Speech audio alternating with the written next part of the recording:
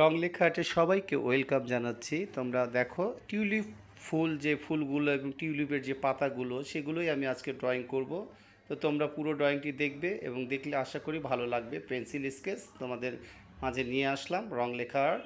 সেই pencil sketch pencil দিয়ে আমি এইভাবে পাতাগুলো ড্রয়িং করে নিচ্ছি এবং একটি টিউলিপ ড্রয়িং করে নিয়েছি এবং আরও একাধিক টিউলিপগুলো তার ফাঁকে ফাঁকে সেখানে আমি সুন্দর করে আমি ড্রয়িং করে নিব।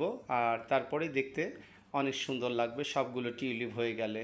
তো এখানে শুধু black and white pencil sketch, সেটাই আমি দেখাচ্ছি তোমাদেরকে। তোমরাও যদি ধরে ধরে এইভাবে প্র্যাকটিস করো তাহলে তোমরা একটি সুন্দর টিউলিপ ফুল বা কতগুলো টিউলিপ ফুল তোমরাও ড্রয়িং করতে পারবে।